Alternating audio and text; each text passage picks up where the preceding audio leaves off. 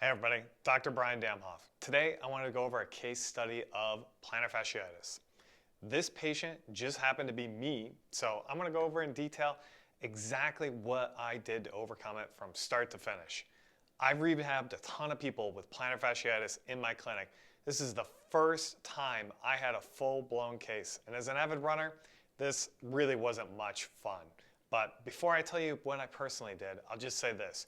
No two cases are exactly the same. So you might have plantar fasciitis and be watching this video looking for that holy grail, and maybe if you copy exactly what I did, you'll have the same result, and maybe not. It's always best to work with a health professional and get an assessment to determine the best course of action.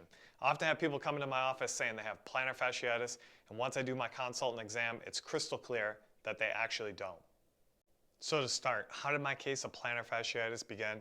To be honest, it started for no good reason. I was working at my office on a Friday, and I started to notice a little bit of discomfort on the bottom inside of my foot, but I really didn't think anything of it. After finishing up at the clinic, I went home, went out for a run. I noticed the pain quite a bit right away, but I thought as I started to run, the pain would go away like most of the normal aches and pains that I get as a runner.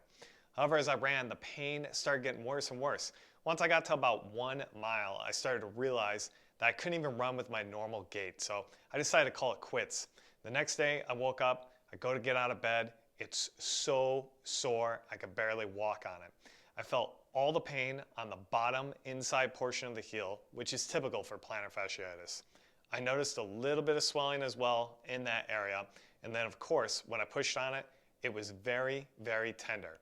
It was honestly tough even to walk. So very quickly, I realized that I needed to do something, and so I started right away with the rehab for plantar fasciitis. I'll go over everything I did, and if you look in the description of this video, I'll provide a way for you to download the rehab protocol that I did. To start, I began to ice my heel because of the swelling and the intensity of the pain. I'm not a huge advocate of ice, but in acute situations, I think it still applies. It definitely seemed to numb the pain and made it slightly more tolerable to walk on since I was having to modify my gait because of the pain and the fact that I couldn't put direct weight on it. I also didn't go barefoot at all. I wore my UFAS sandals everywhere in the house, and that helped as well because walking barefoot definitely made the pain worse for me. I also started right away with plantar fascia stretching. I did 10 every hour of the day that I was able. Some days I did this 10 times, some days I only had time to do it once or twice. The key for me is that I really have to pull hard back on my toes for me to get any stretch in the plantar fascia. I would hold the stretch for about 10 seconds for every repetition. The reason I did this is there's a study that backs this up as an effective treatment for plantar fasciitis, and I like to use research to help guide treatment. The next thing I started to do was stretching of my calf. I did this again every hour that I was able. I stretched it every way that I could. I have a slant board at home and at the clinic, so every free second I had, I would just do some stretching. I would sometimes just do your typical calf stretch with straight leg and bent leg to make sure I was getting not only the gastrocnemius, but also that soleus. If I had a little extra time, I would do triplanar dynamic calf stretching.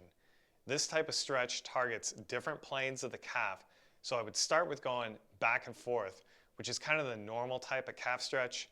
Then I would go side to side, which is where I felt the most stretch.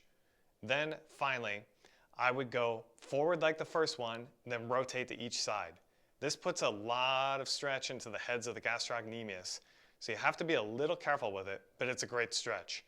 And you can do the triplanar calf stretching with your leg straight, which targets more of the gastrocnemius, or with your leg bent, which targets more of the soleus. After targeting mobility with the previous moves, I next targeted the strength aspect. I alternated daily either doing isometric calf raises or high load calf raises. For isometric calf raises, I would hold them for 30 seconds and then give myself a 2-minute recovery between sets. I do anywhere from 1 to 3 sets depending on how much time I had. Early on, because of the pain, I couldn't raise up very high with my heels, but I just went as high as I could tolerate. I'm a big believer on focusing on what you can do and not what you can't do, so I did what I could. On high load calf raises, I used a special piece of foam that was created specifically for plantar fasciitis rehab. You could purchase one, and although it's a little pricey, it definitely makes a difference. Or you could just use a towel to elevate the toes, which is the most important aspect of this exercise. Once you have the towel or special wedge in place, you do calf raises. And again, I went as high as what was comfortable for me. Just like the isometrics, I did 1 to 3 sets a day with a 2-minute recovery between sets. I built up to doing 3 sets of 10 repetitions over time. The last aspect that I did was some self-administered soft tissue work. I tried to do this every other day. It's not super easy to do any sort of soft tissue work on yourself, but I did my best to get it in and work through the tissue, doing some pen and stretch work. Essentially, you shorten the tissue by bringing the toes down. Then you put depth into the tissue and tension towards your toes. Then you lengthen that tissue while maintaining your depth. And as you lengthen the tissue, you can slightly increase your tension depending on how it feels. And for me, honestly, this hurt a lot, but it was a good hurt.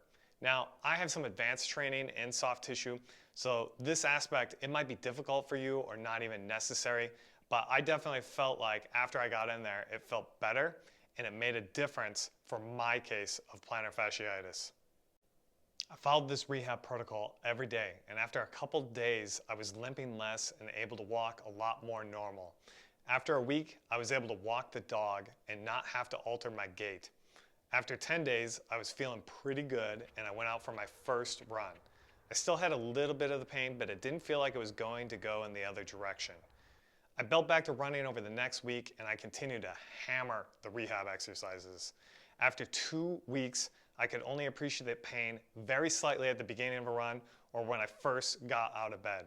It's now 3 weeks since the pain started, and while I can feel the pain just a little bit every now and then, I would say it's pretty much fixed, but I'm continuing to do my rehab exercises, which I think is an important key. Often when people start feeling better, they stop doing their exercises. It's what I call the dangerous phase. Outside of the rehab, I focused on 3 other things that I think are important when it comes to healing soft tissue injuries: sleep, water, and protein. I focused on my sleep, trying to get at least 8 hours of sleep every night, but preferably 9 hours. I focused on drinking lots of water and making sure that I was hydrated. Lastly, I made sure that I was getting enough protein. I just think that sleep, water, protein, it's so underrated when it comes to healing soft tissue issues. So I wanted to summarize the rehab protocol that I followed that helped me overcome my plantar fasciitis in the hopes that it might help you. Again, if you look in that description, you go ahead and download this whole protocol. So overall, looking at this protocol, I did icing for 48 hours. I did plantar fascia stretching once an hour as I was able. I stretched my calves again once an hour as I was able. Then 1 time a day, I did strength work, alternating between isometric calf raises and high load calf raises. I built up to 3 sets of both, with the isometrics being 30-second holds and the high load calf raises being about 10 repetitions a set, or whatever I felt like I could do that day. I took 2 minutes recovery between sets. I did soft tissue work every other day. Finally, I focused on sleep, water, and protein. And to wrap things up here, again, I'm not saying that following this protocol is going to fix your plantar fasciitis, but for me, it worked great, getting me back to doing what I love to do, running. But it took consistency and dedication. If you had something that's helped you deal with plantar fasciitis, go ahead, let me know in the comments. But I really, really hope that this protocol will help you. And if you haven't already, smash that thumbs up button and subscribe. Thank you for watching.